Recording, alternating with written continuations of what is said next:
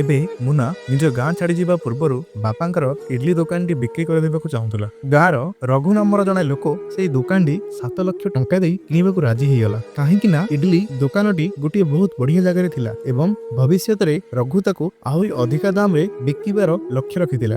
ମୁନା ମଧ୍ୟ ଦୋକାନକୁ ବିକ୍ରି କରିବା ପାଇଁ ରାଜି ହେଇଗଲା। କିନ୍ତୁ ସେଦିନ ସନ୍ଧ୍ୟାରେ ମୁନା ତା ନିଜ ଗାଁ ମନ୍ଦିରରେ ବାପା ଶଙ୍କର ବାବୁଙ୍କୁ ଦେଖିଲା। ଆଉ ତାଙ୍କର ଆତ୍ମାକୁ ଦେଖି ମୁନାକୁ ବାପା କହିଥିବା ସମସ୍ତ କଥା ମନେ ପଡିଗଲା। ସେ ଜାଣିପାରିଲା ଯେ ବାପା ବଞ୍ଚିଥିବା ସମୟରେ ସେ ତାଙ୍କ ପାଇଁ କିଛି ବି କରିପାରିନଥିଲା। ସେଥିପାଇଁ ମୁନା କମ୍ ସେ କମ୍ ବାପାଙ୍କର ଶେଷ ଇଚ୍ଛା ପୂରଣ କରିବା ପାଇଁ ନିଷ୍ପତ୍ତି ନେଲା। ତା ପରଦିନ ସେ ରଘୁକୁ କହିଲା ଯେ ସେ ଆଉ ଦୋକାନକୁ ବିକିବ ନାହିଁ। ଘରକୁ ଫେରିଲା ପରେ କାଜଲ ମୁନା ଉପରେ ବହୁତ ରାଗିଲା। ସେ ଭାବିଥିଲା ମୁନା ଇଡଲି ଦୋକାନକୁ ବିକି ଦେଇ ଆସିଛି। ସେ ମୁନାକୁ ଯାହା ପଡିଲା ତାହା ଗାଳି କରି ନେଲା। କିନ୍ତୁ ଯେତେବେଳେ ସେ ସତ କଥାଟି ଜାଣିଲା ତା ଆଖିରେ ଖୁସିର ଲୁହ ଆସିଗଲା। ତା ପରଦିନ ମୁନା ଦୋକାନକୁ ଯାଇ ସଫାସଫି କଲା ଏବଂ ବଜାରକୁ ଯାଇ ଇଡଲି ତିଆରି କରିବା ପାଇଁ ସବୁ ପ୍ରକାର ଜିନିଷ କିଣି ଆଣିଲା। ଆଉ ଘରେ ବିରି ବାଟିବାକୁ ଲାଗିଲା। କିନ୍ତୁ କିଛି ସମୟ ମଧ୍ୟରେ ସେ ପୁରା ଥକିଗଲା। ତା ପରଦିନ ସକାଳ 3ଟାରେ ମୁନା ଉଠି ଥଣ୍ଡା ପାଣିରେ ଗାଧେଇ ଦୋକାନ ଯିବାକୁ ବାହାରି ପଡିଲା ଏବଂ ଦୋକାନରେ ଯାଇ ବିରି ବାଟିବାକୁ ଲାଗିଲା। କିନ୍ତୁ କିଛି ସମୟ ପରେ ହିଁ ସେ ପୁଣି ହାଲିଆ ହେଇଗଲା। ସେହି ସମୟରେ କାଜଲ ମୁନାଙ୍କର ସାହାଯ୍ୟ କରିବା ପାଇଁ ଆସିଥିଲା। କିଛି ସମୟ ପରେ କାଜଲ ବି ହାଲିଆ ହେଇଗଲା। କିନ୍ତୁ